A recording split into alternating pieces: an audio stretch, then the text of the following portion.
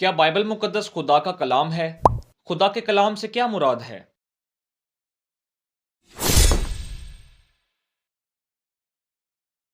اردو زبان کا لفظ کلام یا کلمہ عربی زبان سے آیا ہے، جس کا مطلب ہے گفتگو یا بات چیت کرنا۔ بائبل مقدس خدا کا کلام ہے۔ یہ بات واضح ہے کہ بائبل مقدس خدا کا کامل لفظی الہامی کلام ہے۔ خدا بائبل مقدس کے ذریعے سے بھی انسان سے کلام، گفتگو یا بات چیت کرتا ہے اور انسان پر اپنے خیالات اور اپنی پاک مرضی کو ظاہر کرتا ہے تاکہ انسان اپنے خالق سے مربوط رہے، اپنے خدا کی عبادت کرے اور اسے اپنے ایمان اور اعمال سے خوش کر سکے۔ دوسرا پطرس پہلا باب اس کی 21ویں آیت: کیونکہ نبوت کی کوئی بات آدمی کی خواہش سے کبھی نہیں ہوئی، بلکہ آدمی روح القدس کی تحریک کے سبب سے خدا کی طرف سے بولتے تھے۔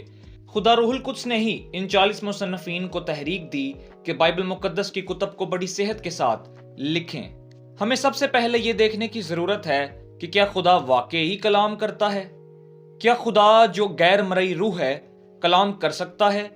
کیا اس کے اندر کلام کرنے کی صلاحیت پائی جاتی ہے؟ تو اس کا جواب سادہ اور سہل ہے کہ جی ہاں، خدا بالکل کلام کر سکتا ہے، کیونکہ خدا کمیونیکیشن کا ماسٹر یعنی وہ رابطے کا مالک ہے، اور خدا کمیونیکیشن کرنا جانتا ہے، اور تخلیق کے وقت یہی خصوصیت اس نے اپنی مخلوق یعنی انسان میں رکھی۔ اگر انسان کلام کر سکتا ہے تو یقیناً اس کا خالق خدا بھی کلام کر سکتا ہے، کیونکہ انسان کے کلام کرنے یا گفتگو کرنے کی یہ صلاحیت از خود سے اس میں نہیں آ سکتی۔ یقیناً انسان کو کلام یا تکلم کرنا خالق کی طرف سے ہی عطا کیا گیا ہے۔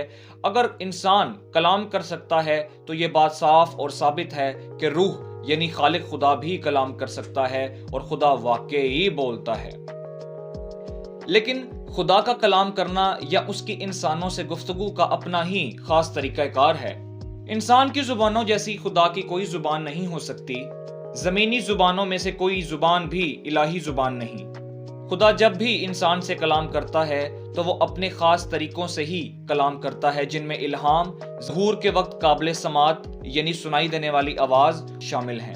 جب بائبل مقدس یعنی کلام کے لکھنے کی بات کی جاتی ہے تو ضروری ہے کہ اس بات کو سمجھا جائے کہ اس الہام کے وقت خدا نے، جو کہ روح ہے، انسان کی روح یعنی ان 40 مصنفین کی روحوں میں اپنا خیال یعنی کلام ڈالا تھا، کیونکہ یہ مکاشفہ اور الہام ایک روحانی عمل ہے۔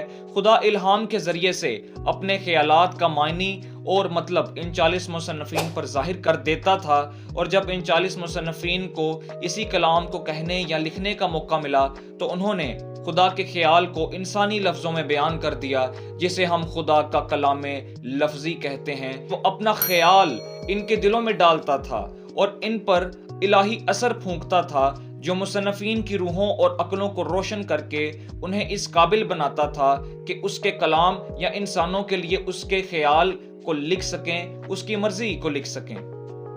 دوسرا سموئیل 23 باب اس کی 2 آیت میں داؤد نبی خوبصورت انداز میں فرماتے ہیں کہ خداوند کی روح نے میری معرفت کلام کیا اور اس کا سخن میری زبان پر تھا۔ یعنی مصنفین نے عبرانی اور یونانی زبان میں خدا کے خیال کو بیان کیا تاکہ دوسرے لوگ خدا کے خیال یعنی اس کے کلام کو سن کر اور پڑھ کر صراط مستقیم تک پہنچ سکیں۔ اس لیے بائبل مقدس خدا کا کلام یعنی خدا کا خیال یا انسان کے ساتھ اس کی گفتگو ہے، اور آج عبرانی اور یونانی زبان میں لکھی ہوئی بائبل مقدس اور ان کے تراجم ہمارے پاس موجود ہیں۔ بائبل مقدس میں خدا ہر مقام پر لفظ بلفظ بولتا یا کلام کرتا نظر نہیں آتا، جس کی وجہ سے بائبل مقدس خدا کا لفظ بلفظ یعنی وربیٹم ریویلیشن نہیں ہے۔